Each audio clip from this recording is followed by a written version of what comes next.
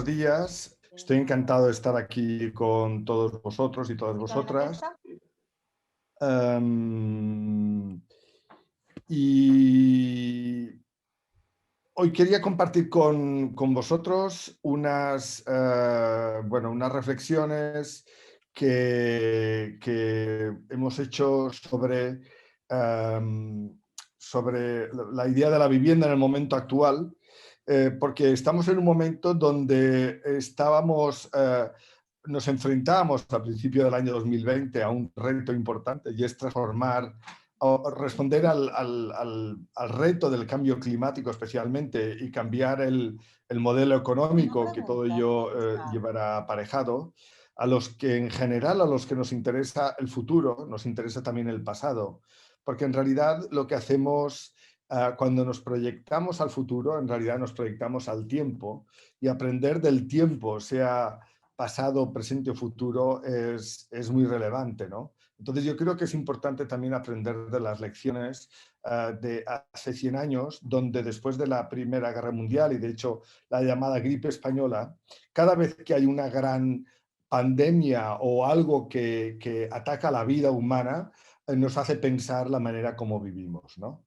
De hecho, hace 100 años fue el momento que se fundó la Bauhaus, que fue la escuela de arte, arquitectura y diseño más importante del siglo XX, que definió de alguna manera todos los principios de las maneras como se han construido las ciudades, ¿no?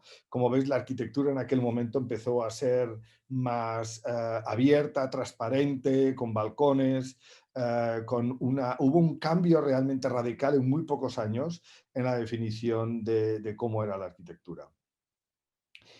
Ahora os explicaré cómo creo que cómo estamos respondiendo desde el punto de vista de la arquitectura y de la vivienda a esta situación, pero también otro tema fundamental que hay que entender es la cuestión demográfica, en el cual nos estamos acercando, en el caso de España, claramente, a una crisis demográfica. Aquello que le llamamos la pirámide de la población ya no es más una pirámide, es una especie de seta, y básicamente nos encontramos que, precisamente debido a las dos guerras mundiales al desarrollo económico de los años 60, la generación esta del baby boom, a la cual pues yo pertenezco, pues básicamente cuando llegue el año 2050 pues seremos muy mayores, y además seremos muchos, ¿no?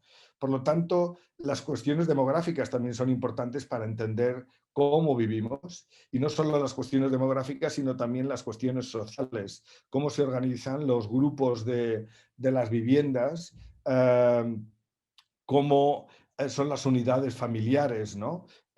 Antes, pues, en los años 50 en España y en muchos países, la gente tenía muchos hijos. Ahora, en general, vamos a un modelo donde tenemos muchos menos hijos, y donde tenemos unidades familiares que ya nos responden a la tradicional pareja con dos niños, sino que pues hay madres solteras,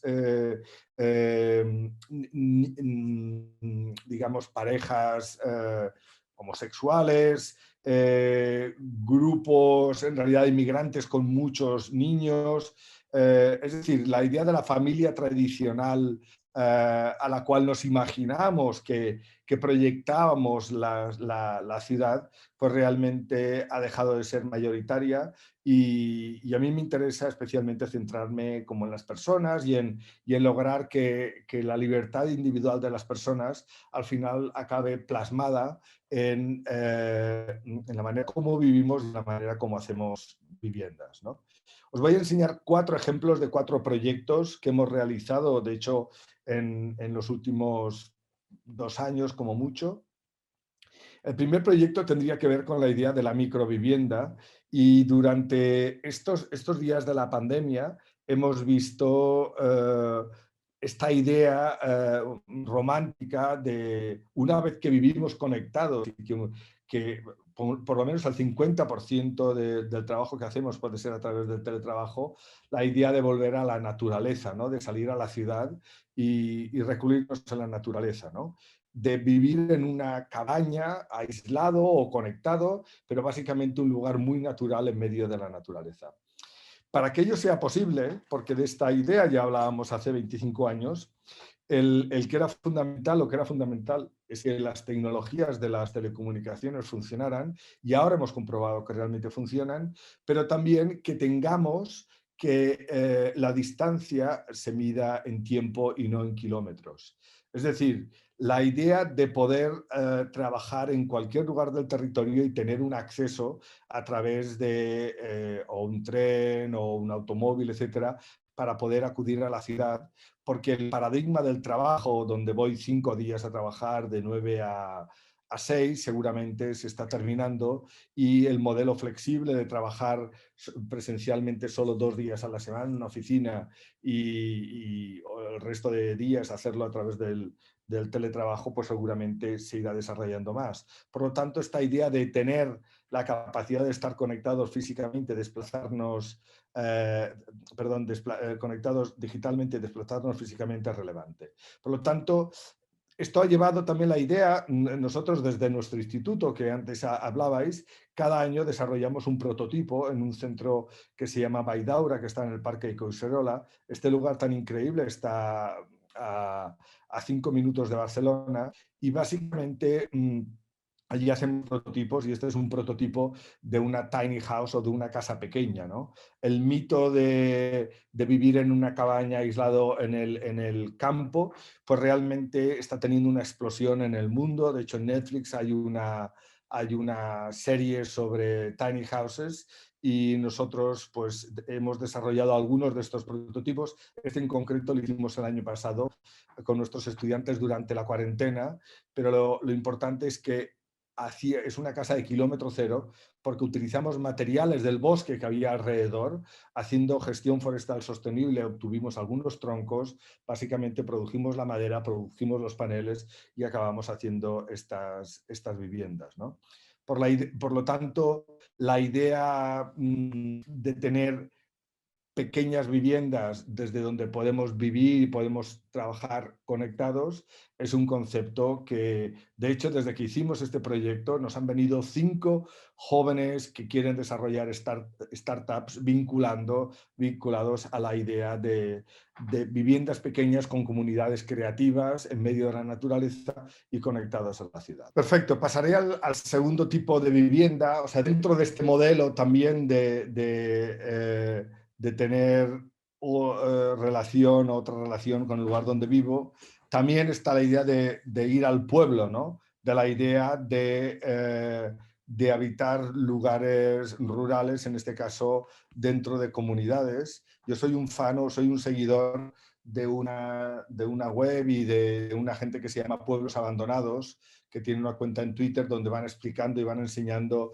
el territorio general de Valencia, de Cataluña, pero también de pueblos de toda España, y realmente es interesante. Entonces es esta idea de volver a un tipo de vida como más lenta, y en mi caso, en la relación con la arquitectura, también en este caso Igualada, que no es tan pequeño, pero también tiene un núcleo como histórico, nos plantearon hacer una reforma en un lugar realmente muy, muy destrozado y muy, digamos, muy en un estado que hacía difícil pensar una buena solución para ello. Pero lo que hicimos fue hacer un proyecto demoliendo. En muchas ocasiones los arquitectos, más que poner cosas, tenemos que quitar cosas a los edificios, y aquí pues quitamos algunos pisos, removimos, quitamos también materiales de las paredes, y el resultado es que de un edificio que estaba muy decrépito descubrimos que había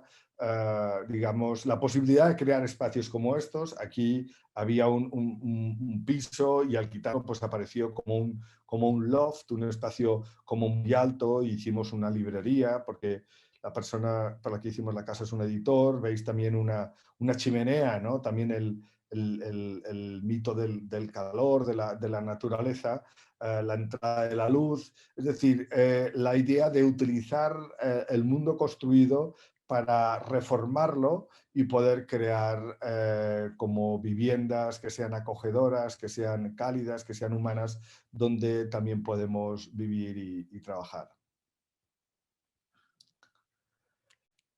Hay otro modelo con otro proyecto que hicimos hace años que en aquel momento no se llamaba cohousing, no tenía nombre porque de hecho era una idea casi alegal, que era la idea de cómo hacemos viviendas donde las personas compartan recursos, ¿no?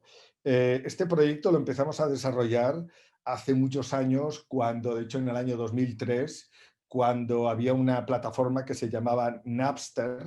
Napster fue la primera gran plataforma de cosas compartidas que atacó al establishment, ¿no? Y básicamente creó una plataforma para compartir música que ya ha desaparecido por todos los pleitos que tuvo, pero fue una lucha de David contra Goliat, básicamente un grupo pequeño de gente que creó sistemas para compartir. Nosotros quisimos buscar soluciones para compartir, en este caso con espacios relacionados con la vivienda. Y entonces pensamos cómo compartir dentro de una vivienda, entre dos viviendas, con todas las viviendas de un piso, con espacios de todas las viviendas de todos los pisos y cómo compartir elementos dentro de un barrio.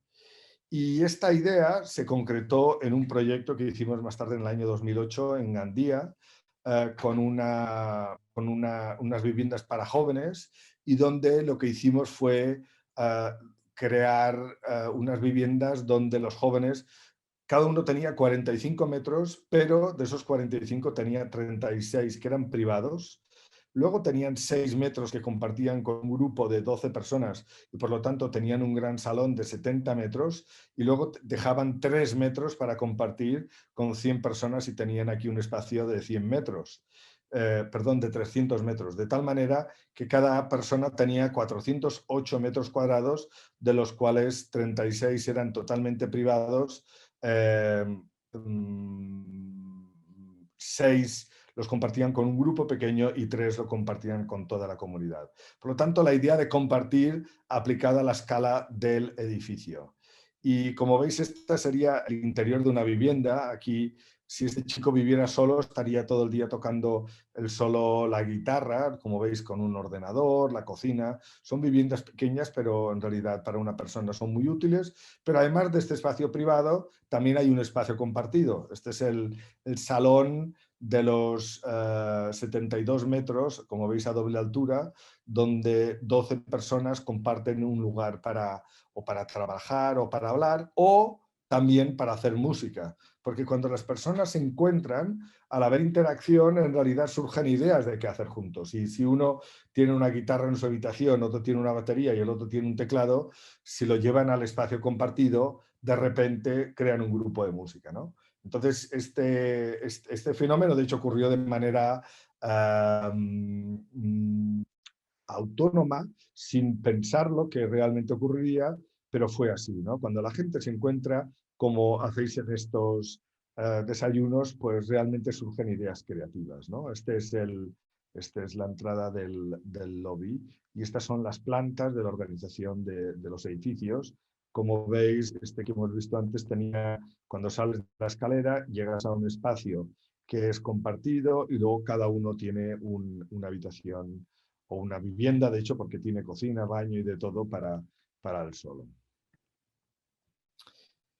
Y el último, es un trozo de fachada, un fragmento, y la última idea tiene que ver con la idea de la biohousing, con la idea de cómo hacer viviendas ahora ya para luchar contra el cambio climático y luchar también por la vida al mismo tiempo. Hace unos años escribí este libro, La ciudad autosuficiente, que fue publicado en castellano por RBA, en inglés por Actar y en chino por una editorial que no recuerdo el nombre, pero aquí lo tenéis. Y básicamente en aquel momento definíamos cómo teníamos que reinventar la manera como hacíamos ciudades. Cómo hoy en día hacemos ciudades que realicen emisiones de CO2, que importan productos, contenedores de tomates desde cualquier lugar del mundo, hormigón, destruyendo montañas, y básicamente hacemos este modelo de ciudad que se ha extendido en todo el mundo, en Latinoamérica, en Asia, y también este otro modelo que es más el modelo suburbiano americano, ¿no? Pero podíamos inventar o desarrollar, el siglo XXI requiere que hagamos ciudades que más que hacer emisiones, lo que hagan sea absorber las emisiones. Es decir, ciudades que sean como bosques y por lo tanto que generen vida, ¿no? La idea de que las ciudades y su contaminación genera enfermedades es contraria a la idea de los bosques, donde la biodiversidad retiene el agua y genera vida, ¿no? Y esta idea la desarrollamos en diversos proyectos en los últimos años. Este es un proyecto que hicimos para una ciudad en África, pero a principio del 2020 se convocó un concurso en esta ciudad, en Xi'an, que es una nueva ciudad en China. Hemos desarrollado muchos proyectos en China y básicamente decidimos aplicar, y el concurso lo desarrollamos totalmente durante el confinamiento. Entonces, en este proyecto tratamos de definir diversos grados de privacidad, como lo que habéis visto del cohousing, pero en este caso más a la escala de la vivienda, del edificio, de la manzana y del barrio. Y había muchas ideas, tratamos de concentrar muchas ideas en el proyecto y al final resultamos ganadores en este concurso internacional. Entonces, la primera idea es cómo pasar de un modelo centralizado de la ciudad industrial, que es este que veis aquí, un modelo distribuido. Está la ciudad industrial que va creciendo y que genera un centro rico y una periferia pobre, que vemos en París, en Moscú, incluso en Madrid, en Pekín. Y básicamente el modelo de la ciudad del siglo XXI proponemos que sea un modelo de ciudad distribuida, donde cada persona sea el centro de su mundo, la persona sea el centro de su ciudad, y básicamente la ciudad se organice a partir de muchos barrios conectados donde nadie sea periferia de nadie. Esto en París lo han llamado la ciudad de los 15 minutos porque el objetivo es que dentro de esta distancia haya lugares de trabajo, lugares de descanso y lugares también para vivir, lógicamente. Nuestro proyecto, que respondía a 4 manzanas, que era el objeto del concurso, aquí tenéis una primera imagen. Todos los edificios son de madera. En la parte de arriba tienen, como veis, patios en la manzana donde hay también equipamientos, y básicamente en las cubiertas hay invernaderos que producen energía y producen alimentos. Esta sería una planta donde veis que también en uno de los bloques hay una piscina pública, y hay como jardines y lugares también de descanso y lugares de recreo, ¿no? Un tema fundamental es la idea de hacer ciudades donde no tengamos que estar todo el día moviéndonos, porque en la ciudad que habéis visto antes, la ciudad industrial, como hay barrios residenciales y barrios industriales, pues las personas viven en un lugar y trabajan en otro, y por eso la ciudad está colapsada porque todo el día nos estamos moviendo. Entonces, en este modelo de ciudad es una ciudad donde la gente camina o utiliza nuevos sistemas de transporte que están llegando, o nuevos sistemas de transporte como eléctricos que se están desarrollando, pero lo interesante del futuro es que en muchas ocasiones se parece mucho al pasado. Y algunas de estas cosas que hemos visto como la gran novedad, SEAT ha sacado este patinete eléctrico y otras empresas, pues es un invento de hace más de 100 años también, ¿no? También estamos empezando a ver cómo en esta pandemia y después del confinamiento hemos querido tener acceso al espacio público que tradicionalmente estaba ocupado por automóviles, y hemos empezado a ver imágenes como esta. Y lo bonito es que en realidad esta idea de ciudad pues también ocurría hace 100 años, porque en realidad había muy poca movilidad obligada, había pocos automóviles, y por lo tanto en la ciudad la mayoría de las personas caminaban o utilizaban el transporte público como el tranvía, ¿no? Estos son modelos que cada vez más vamos a volver a introducir en las ciudades. Otro concepto fundamental es que también vamos a trabajar sobre la llamada bioeconomía circular, cómo utilizamos los materiales que vienen de la naturaleza, que próxima a nosotros, para poder construir, fabricar y hacer múltiples cosas, ¿no? Históricamente, hasta la Revolución Industrial, gran parte de los recursos que teníamos, los alimentos, materiales para construir, venían de un lugar próximo a donde vivimos, ¿no? Y en este caso trabajamos con la idea de la bioeconomía circular, la idea de construir en madera, y esto se ve con estos nuevos sistemas de construcción que utilizan lo que se llama Cross Laminated Timber, CLT, y esto implica el desarrollo de un nuevo tipo de industria. Si en el siglo XIX el material nuevo de construir era el acero y en el siglo XX ha sido el hormigón, en el siglo XXI, sin lugar a dudas, será la madera, porque es un material renovable que crece cada año gracias al sol y al agua. Básicamente, la biomasa de los bosques crece cada año un 3%, y por lo tanto, por ejemplo, en Cataluña tenemos una gran superficie forestal, más del 70%, y va creciendo porque la agricultura se abandona, y sin embargo solo gestionamos el 20%. Parte del motivo de haber incendios es porque no le damos importancia al bosque, cuando en realidad el bosque ha sido históricamente el origen de gran cantidad de los recursos, incluso de medicinas, que necesitamos para vivir, ¿no? Entonces, todo esto hay que hacerlo de una manera tecnificada, donde podamos reconocer la trazabilidad de la materia, de dónde vienen las cosas, para poder desarrollar un tipo de construcción como ecológica, ¿no? Este es un edificio de vivienda, de hecho, en Gerona, que se está terminando ahora, y básicamente, como se ve, pues esta nueva construcción ya está llegando a nuestra tierra. Nosotros en China hicimos esta propuesta con estos edificios, como veis, todas las viviendas con terrazas, como ahora veremos, donde en cada bloque habían lugares para vivir, arriba unos invernaderos y en la planta baja unos lugares de fabricar. Entonces, la idea de producir alimentos en la ciudad también se está extendiendo, y hay diversas técnicas.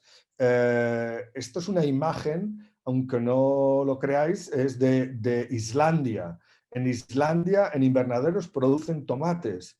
Y si por lo tanto en Islandia, que es un lugar muy frío, pueden producir tomates, en cualquier lugar del mundo se pueden producir, lógicamente más aquí en el Mediterráneo. Esta es la cubierta más grande, agrícola más grande de Estados Unidos, que está en Nueva York. Y básicamente tenemos que digamos que pensar nuevos principios para transformar nuestras ciudades. Las ciudades las hacemos nosotros, no las inventa nadie, y cada vez que hay un cambio de paradigma tenemos que introducir nuevas funciones y nuevas estructuras, y por lo tanto la idea de tener invernaderos como estos en las cubiertas de los edificios. En Barcelona el 80% de las cubiertas son planas y están sin aprovechar, pues básicamente nos permitirían hacer este tipo de proyectos donde pudiéramos hacer alimentación de kilómetro cero, ya sea que lo cultivan los habitantes, ya sea porque una asociación del barrio lo cultiva, o ya sea porque le dan este lugar a gestionar a alguien que permite producir estos alimentos de kilómetro cero. Y en una de las cubiertas, esta que da al sur, también se produce energía.